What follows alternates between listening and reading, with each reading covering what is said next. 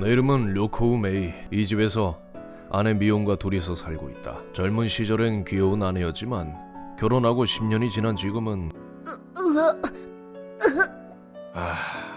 조용히 좀 싸. 화장실에서 힘주는 소리가 거실까지 들릴 정도로 시끄럽다. 그러고 보니 계속 변비라고 했었지. 어쨌든 마음속으로 화이팅하며 응원하고 있자 드디어 화장실 문이 열리더니 미혼, 당신 괜찮아? 왜 그러는 거야? 아내가 갑자기 쓰러진 것이었다. 다행히 아내는 바로 눈을 떴다. 미혼, 괜찮아? 어디가 아픈 거야?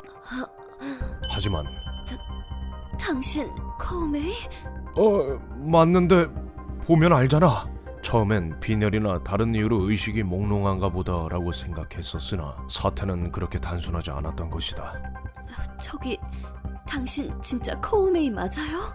대체 왜 그러는 거야, 미혼? 나한테 어디 이상한 데라도 있는 거야? 어떻게 된 일인지 나를 이상할 정도로 경계하는 것이었다. 그리고 당신은 코우메이라고 하기엔 너무 나이가 많아요. 뭐라고? 나이가 많다니 무슨 말이야? 제 남편은 당신 같은 늙은 아저씨가 아니라고요. 대체 무슨 말을 하는 거야? 34살 남자치고는 평범하잖아. 미리 말해두면 나랑 아내는 같은 나이로 올해 34살이다. 이제 그만 침대에 누이려고 손을 뻗은 순간 만지지 말아요. 경찰 부를 거예요. 그 목소리엔 농담이라고 할 수 없는 혐오감이 느껴졌다. 우선 아내와 거리를 두고 이야기를 들어보기로 했다. 나랑 결혼한 건 기억해? 결혼식? 당연히 기억하죠. 작년에 하와이 여행 간 건 하와이? 한 번도 가본 적이 없어요. 믿을 수 없는 일이었다. 무려 아내는 최근 10년간의 기억을 모두 잃어버린 것이었다. 당신이 코우메이고 내가 34살이라고요? 아까부터 무슨 농담을 그렇게 하세요? 농담이 아니라 진짜라니까. 아무리 말로 설명해봐도 전혀 믿어주지 않았다. 건강보험증이나 앨범 사진을 보여주니 겨우 경계심을 풀 수 있었다. 그럴 리가. 거짓말. 내 이야기를 듣게 된 아내를 태우고 원인은 알 수 없지만 갑자기 쓰러졌다는 건 병이라도 생긴 거 아닌가. 나는 바로 근처 병원으로 달려갔다. 의사에게 사정을 설명하고 검사를 받게 했는데 검사 결과 뇌에 이상은 없습니다. 그럴 리가. 아내는 정말로 기억을 잃었다고요. 원인은 알 수 없습니다만 의식을 크게 잃으셨으니 우선 오늘은 입원하시죠. 알겠습니다. 미혼, 조금만 참아줘. 내일 보다 정밀한 검사를 받기로 하고 그날은 우선 아내를 병원에 두고 집으로 돌아갔다. 그러나 다음날 아내를 데리러 병원에 갔더니 어머, 코우메이 마중아줘서 고마워. 미혼, 내가 누군지 알겠어? 당연하지. 왠지 어제는 기억이 좀 이상했나 봐. 놀랍게도 미혼의 기억이 완전히 돌아온 것이었다. 일련의 일들이 너무 이해가 되지 않아 나는 아내의 허락을 받아 이 일을 SNS에 올렸다. 세상 어딘가에 비슷한 병을 앓고 있는 사람이 있다면 원인을 알게 될지도 몰라.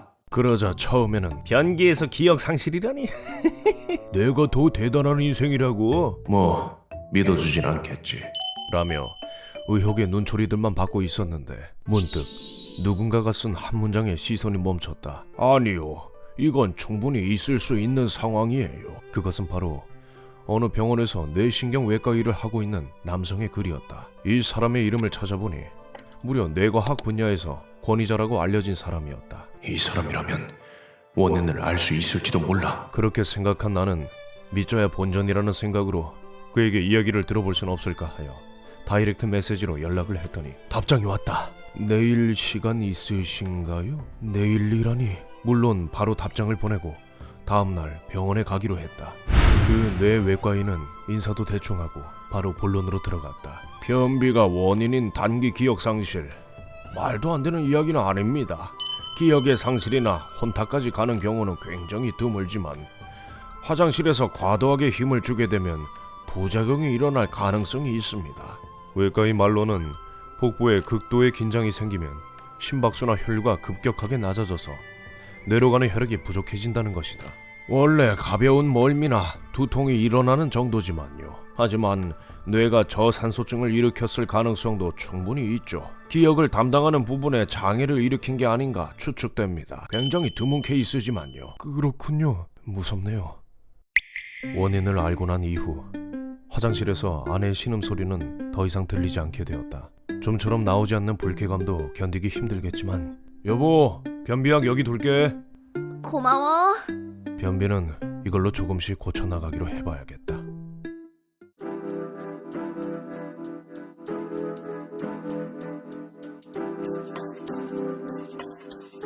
휴먼버그 대학교에서는 인간이 버그를 일으키는 엽기적인 사건들을 계속해서 파헤쳐 나가고 있어요.